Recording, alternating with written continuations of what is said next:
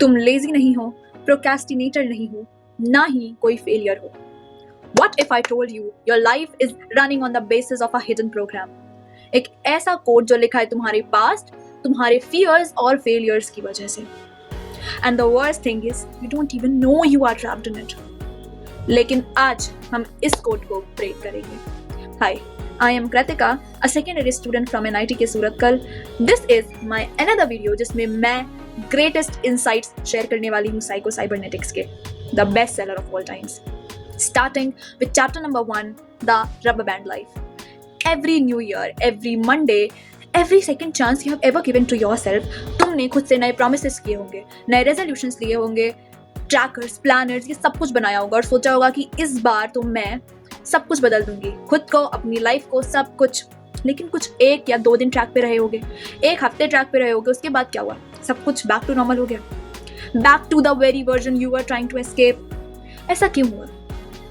क्योंकि कॉन्शियसली हम कुछ भी एक्सपेक्ट कर लें, लेकिन जो हमारा सबकॉन्शियस माइंड है, जो हमारे लॉन्ग रन एक्शंस को गवर्न करता है, वो हमारी सेल्फ इमेज के साथ लॉयल होता है। इसीलिए जब तक हम सेल्फ इमेज को नहीं चेंज करेंगे, तब तक जो भी एक्शन हम अपने आप को बदलने के लिए लेने वाले हैं ना, वो टेम्पररी ही रहेगा। Now comes chapter number 2, the self image. Self image है क्या? सेल्फ इमेज एक ऐसा मेंटल ब्लूप्रिंट है जो हम अपने बारे में सोचते हैं कि हम क्या हैं, हु वी आर।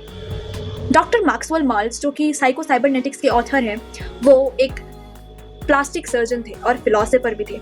उन्होंने अपने पेशेंट्स में बहुत कॉमन पैटर्न नोटिस किया कि प्लास्टिक सर्जरी होने के बाद, उनके पेशेंट्स के फ्लॉज दूर हो जाने के बाद भी वो अपने बारे में अनसेटिस्फाइड, इनसफिशिएंट और अगली फील कर रहे थे। ऐसा कैसे हो सकता है?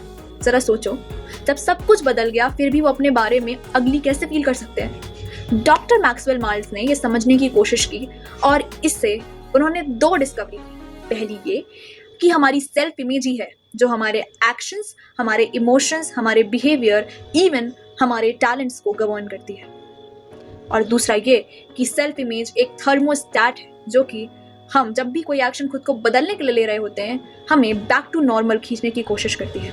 क्योंकि वही तो एक ऐसा कोड है जो हमारे दिमाग में बस गया है कि हम तो ऐसा ही करते आ रहे हैं, इसीलिए यही नॉर्मल है, कोई नया एक्शन तो हम कर ही नहीं सकते। सबसे पहले हमें अपने इमेजिनेशन में अपनी सेल्फ इमेज को चेंज करना है।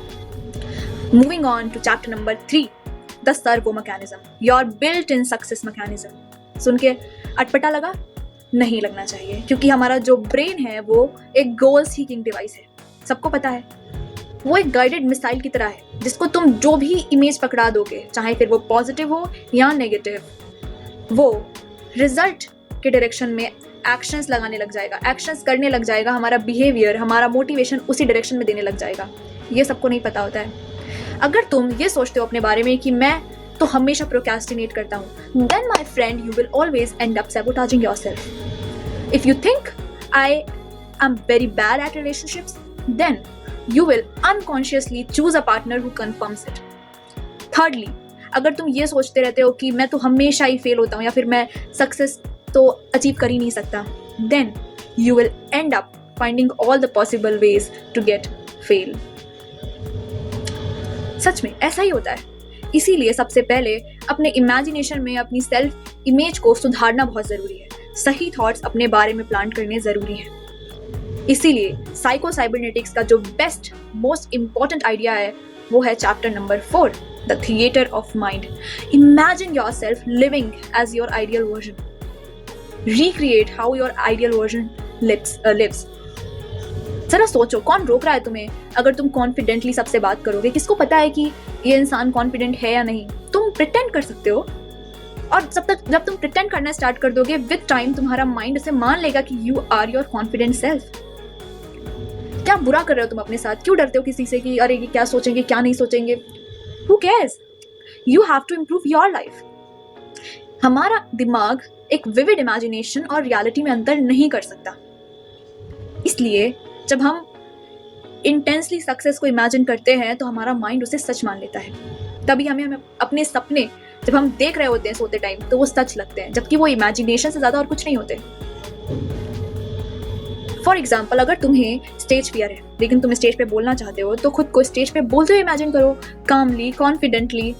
जस्ट इमेजिन योर सेल्फ ना। अगर तुम्हें लगता है ये तो हवाई बातें, ऐसा थोड़ी ना होता है कि इमेजिन करूंगा तो मैं सक्सेसफुल हो जाऊंगा और मैं जब भी जाऊंगा स्टेज पे मैं कॉन्फिडेंटली बोल दूंगा। Let me tell you my friend, जब मैं 6th-7th क्लास में थी तो मैं स्टेज फियर तो था ही मुझे, लेकिन बहुत अंडर कॉन्फिडेंट भी थी, और इसीलिए मैं हमेशा से चाहती थी कि मैं स्टेज पे बोलूँ कॉन्फिडेंटली। और एक बार मुझे अपॉर्चुनिटी मिली अपने स्कूल के क्रिसमस ड्रामा में मेन एंजल बनने की, जिसमें मुझे बहुत अच्छे अच्छे डायलॉग्स मिले थे और मैं उन्हें बहुत अच्छे से याद करके आई थी। और लेकिन जब मैं बोलने गई डायलॉग्स स्टेज पे, मुझे कॉलर माइक दिया गया था।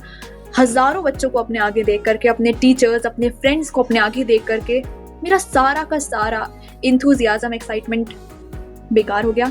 मैं अपने सारे डायलॉग्स भूल गई और 10 सेकंड के लिए नम खड़ी रही। फिर जब मुझे डायलॉग्स याद आए तो मैं उनको 3-4 बार अटक अटक के बोल रही थी। कितना एम्बैरेसिंग मोमेंट था वो मेरे लिए। फिर जब मैं बैक स्टेज गई, मैंने इतने इतना एम्बैरेस्ड फील करके कहा कि सब कुछ खराब कर दिया, और मैंने ध्यान नहीं दिया कि मुझे कॉलर माइक लगा था जो ऑन था। ये बात सबने सुनी बाहर। उसके बाद जो एम्बैरेसिंग मोमेंट था वो डबल एम्बैरेसिंग हो गया। फिर तो मैं हिम्मत ही हार जाती, दोबारा कभी स्टेज पे ही नहीं जाती। लेकिन ऐसा नहीं हुआ।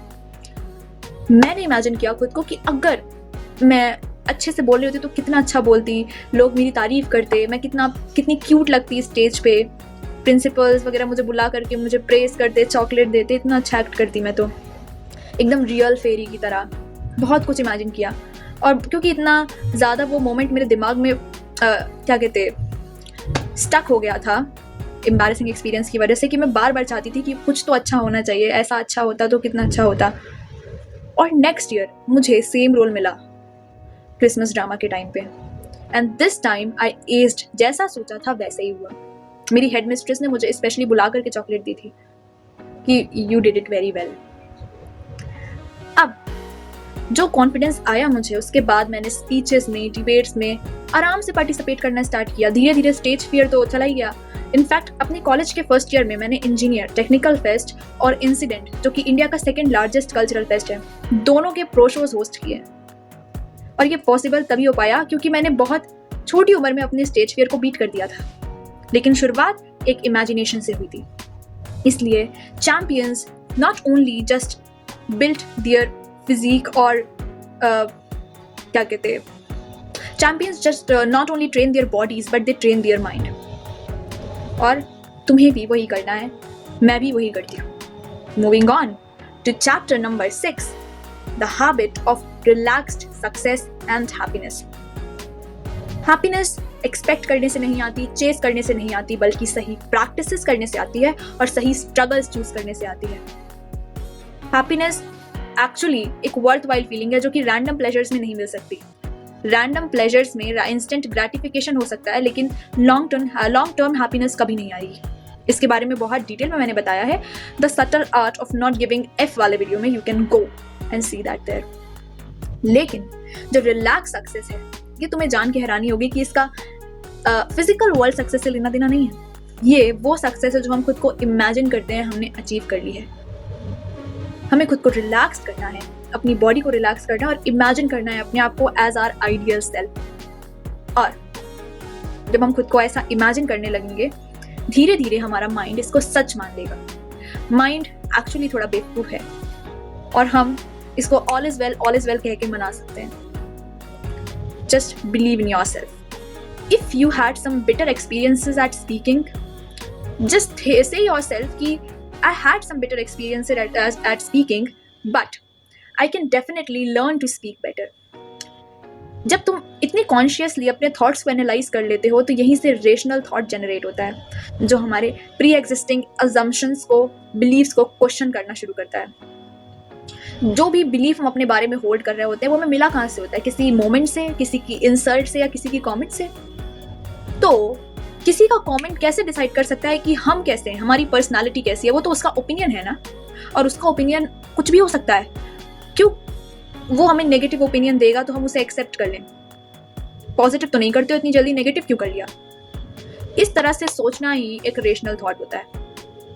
अपने बिलीव्स और अजम्पशंस को फैक्ट्स के बेसिस पे क्वेश्चन करना है। एक रेशनल थॉट होता है। और जब हम रेशनली अपनी लाइफ को एनालाइज करने लगते हैं, हम सारे ट्रैप से बाहर आ जाते हैं एक एक करके। क्योंकि जो ह्यूमन बॉडी है, इसमें सिर्फ 2 तरह के फियर्स इम्प्लांट थे, एक फियर बाय हाइट और एक फियर ऑफ नॉइज। छोटे बच्चे कहीं गिर ना जाएं, अपने आप को चोट ना पहुंचा ले, इसीलिए उनमें फियर ऑफ हाइट होता है। और फियर ऑफ नॉइज भी इसी कारण से होता है, ताकि तेज आवाज़, और क्योंकि तेज आवाज़ को हम खतरे से एसोसिएट करते हैं ना, इसलिए अपने आप को सेफ रख सके, जानवरों से सेफ रख सके और ऊंचाई से सेफ रख सके। उसके अलावा जितने भी बिलीफ तुम्हारे लिए खुद को रोकने के लिए बने हैं ना, कि तुम अच्छा बोल नहीं सकते, तुम स्टेज पे जाओगे तो अच्छा कर ही नहीं पाओगे, you can not run very fast, you can not speak very good, ये सब कुछ लिमिटिंग बिलीफ्स हैं जो कि लोगों ने हमारे अंदर प्लांट किए हैं। We have to unlock the real self. यही आज का लास्ट चैप्टर, कि जो हम ढूंढ रहे हैं, जो पर्सनालिटी हम खुद की बिल्ड करना चाहते हैं, वो हमें कहीं बाहर नहीं मिलेगी, हमारे अंदर ही है। हमें बस उसे अनलॉक करना है। अपने थॉट्स को रेशनल थिंकिंग से क्वेश्चन करो और खुद को एक एक करके सुधारते चले जाओ। जैसे प्याज होती है ना, उसका एक एक कली हम निकालते हैं, वैसे ही खुद की एक एक परत उतारो और देखो तुम कितने काबिल हो, तुम्हारे अंदर कितना पोटेंशियल है, तुम जान के हैरान हो जाओगे। यही है lessons from Psycho Cybernetics. If you like this video, then hit like and subscribe, because this is the beginning of a beautiful transformation. See you again.